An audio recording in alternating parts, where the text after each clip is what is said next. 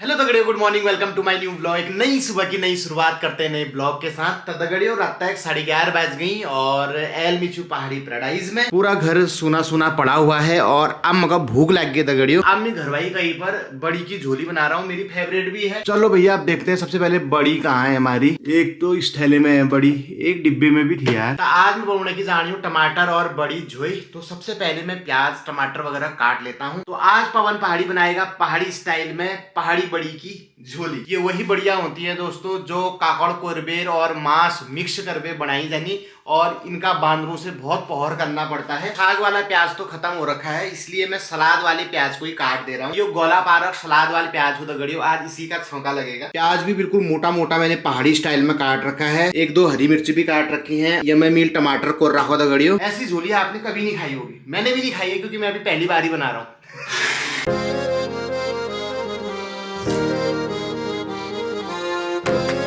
जब ये कुरकुरी हो जाएं, ऐसे काली काली हो जाएं, तो इनको निकाल दें। तेल बहुत गर्म हो रखा है तो एकदम से ये फ्राई हो चुकी है। पहाड़ी डिश बनून बहुत शिथिल होनी दगड़ियों। जैसे हमारे पहाड़ा मैच होनी ना, साथ सरल शिथिल, वैसे ही पहाड़ी डिश भी बिना कोई लाग लपेट के बनाई जाती है। प्याज मिर्च मस्त काटा हो दगड़ियों। तो यो तेल एमा खप जाल। प्याज और टमाटर मिल मस्त कभी काटा हो और खाने वाले सिर्फ में मी थी। तो मुझे ये लगता है कि इसमें आलन डालने की जरूरत नहीं है, मतलब विश्वास, इसलिए मैं आटा नहीं भून रहा हूँ।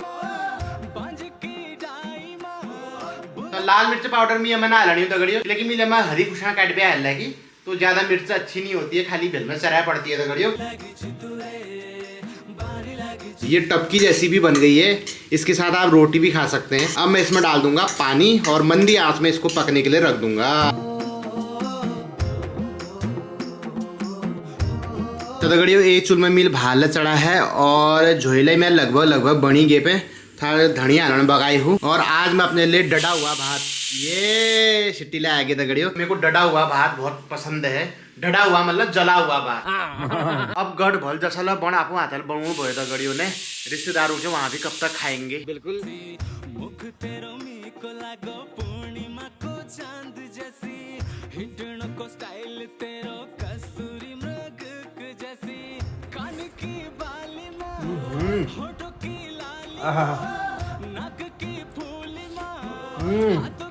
बहुत बढ़िया हो रही है, एक नंबर। तो दोस्तों, आज कई सालों के बाद एक किसी सरकारी एग्जाम का पेपर ऐसे हाथ में पकड़ रहा हूँ। ये पेपर है लोअर पीसीएस का और ये पेपर राजा ने दिया था। देखता हूँ मैं इसमें से कितने क्वेश्चन मेरे को आते हैं। इसमें एक क्वेश्चन है, बिल लाओ इनाम पाओ योजना का संबंध किसके साथ है? ए कर विभाग, बी व्यापार, सी कृषि, डी कीमत। कर विभाग, इसका तो मैंने ऐड भी किया था कि जीएसटी का बिल लगाओ और उससे में कैशबैक मिल रहा था। कर विभाग है। उत्तराखंड राज्य में सर्वाधिक एवं न्यूनतम 1% वाले जिले कौन से हैं? बताओ भाई, सबसे ज़्यादा वन कहाँ है? नैनीताल में ही होगा मेरे ख्याल से, और सबसे कम होगा इधर कहाँ, उधम सिंह नगर में होगा। बिल्कुल। उत्तराखंड में प्रथम बार राष्ट्रपति शासन 2016 में लगा था। उत्तराखंड में प्रचलित निम्न में से किस व्यवस्था को गांधी पुलिस, राजस्व पुलिस व्यवस्था को? उत्तराखंड की कौन सी विधानसभा सीट अनुसूचित जनजाति चक्राता वाली है? उत्तराखंड ने हाल ही में अपनी पहली वाइन उत्पादन कोटद्वार में है। वर्ष 2025 में उत्तराखंड की किस समाज सेवी को पद्मश्री? राधा दी। हाँ, ये तो मैंने सवाल भी पूछा था। कौसानी आश्रम की संचालिका है। क्रिकेट के क्षेत्र में देवभूमि उत्तराखंड खेल रत्न पुरस्कार किसको मिला है? मनोज सरकार ना, ये तो बैडमिंटन वाले हैं। रुद्रपुर में इनके नाम का स्टेडियम भी है। उत्तराखंड सरकार द्वारा 2023 में शुरू हुई हाउस ऑफ हिमालय योजना में कौन सा उत्पाद शामिल नहीं है? जंगली वन शहद, राजमा, पश्मीना शॉल, लाल चावल। लाल चावल तो होगा, शहद भी होगा, राजमा भी होगा, पश्मीना शॉल। राज्य का वित्तीय डेटा केंद्र कहाँ है? देहरादून में होना चाहिए मेरे ख्याल से। उत्तराखंड के गठन के बाद अंतरिम विधानसभा के अध्यक्ष कौन थे? प्रकाश पंत। मेरे को तो बहुत सारे क्वेश्चन आ रहे हैं, मतलब मैं अभी भी दूं तो निकाल सकता हूँ। यूपी पीसीएस 3 तो निकाल ही दूंगा मैं। तो अच्छा पेपर आया है दोस्तों। धै हमारे राजा की करूँ कतल लाग जाना जब विवाह दिन दगड़ियों, क्योंकि अब निश्चू की भी शादी हो गई है और मामी को भी थायराइड की दिक्कत है। तो अगर ये ब्योली आ जाती तो ठीक ही था, लगा है कोशिश में।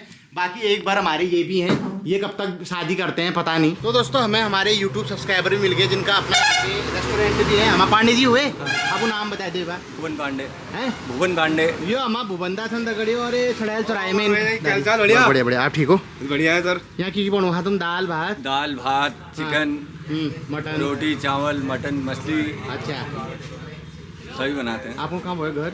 घर अल्मोड़ा। और यहाँ अपन हल्दड़ में आवे कारोबार करनी। पक्का पक्का राजा आप एक दिन दाल भात खाने की उन्होंने दाल दाल भात ठीक है गर्मा गर्म आज खवा दो ना आज ने आप बैठो बड़ो। हाँ जदिन घर भाई जगह झगड़ो बोलने हाँ। उस दिन उन तुम्हारा ठीक पक्का झगड़ कब बोल में कर दूं तुम बताओ कब करो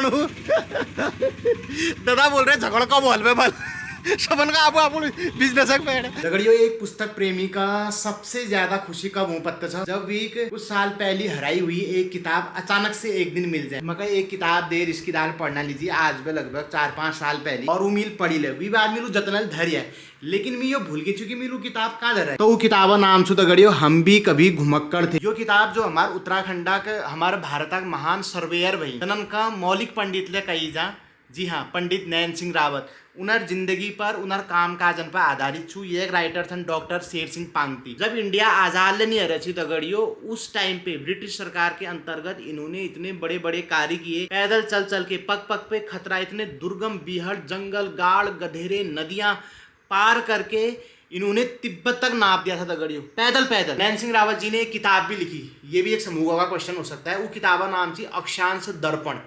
वो किताब आधुनिक विज्ञान की मतलब पहली पुस्तक मानी जाती है दोस्तों। और जो सर्वेयर उन्हीं ना दगड़ियो उनके लिए वो एक फाउंडेशन का काम करते हैं। और बतौनी की इनर काम है खुश है बेर अंग्रेज सरकार है उपखंड का बरेल में 3 गाँव ने जागीर दी। 3 गाँव की पूरी जमीन इनके नाम कर दी है ना।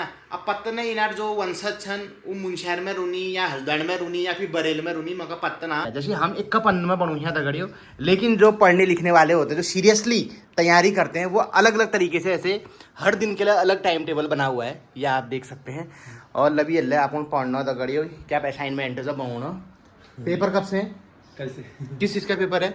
बीएड में क्या क्या सब्जेक्ट क्या क्या होते हैं? Education in contemporary Indian society. अच्छा मतलब इंडियन सोसाइटी में एजुकेशन कैसे डेवलप हुई एंशिएंट टाइम से अभी मॉडर्न तक क्या क्या चेंजेस आए कैसे एजुकेशन डेवलप पहले कैसी थी अब कैसी हुई इसके बारे में पूरा एक सब्जेक्ट ही है। क्या क्या कमीशन आए एजुकेशन को रिफॉर्म करने के लिए सब चीज़ें। तो कहाँ से शुरू हुई फिर एजुकेशन?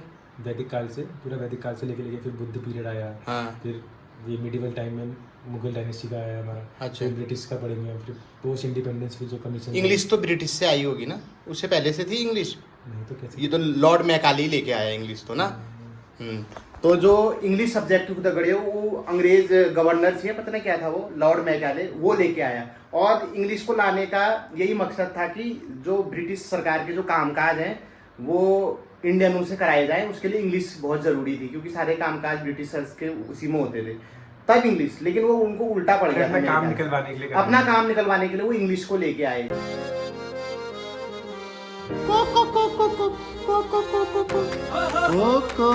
तो दगड़ियों ये कोको के साथ बहुत बुरा हुआ। ये बेचारा एक दिन मल त्याग के लिए बाहर गया था और इसका पता नहीं क्या क्या त्याग दिया नगर निगम वालों ने। तो दोस्तों हमारे एक बड़े भाई साहब भी मिल चुके हैं आपको नाम बता दीजिएगा। तो ये संदीप दा छन हमारे लुघाटा छन ने और कस लगनी ब्लॉग बहुत बड़ा लगने पवनदा ब्लॉग में देखे रहे हो नंदला देखे रहे हैं और बहुत बड़ा लगे अपन पहाड़ी बोली की प्रमोट करना है स्पेशल अपन पिथौरगढ़ बोली। आप की नौकरी करते हैं? सचिवालय में। तेरा दोस्त सचिवालय वो जगह होती है दोस्तों जहाँ से सरकार का सारा कामकाज होता है।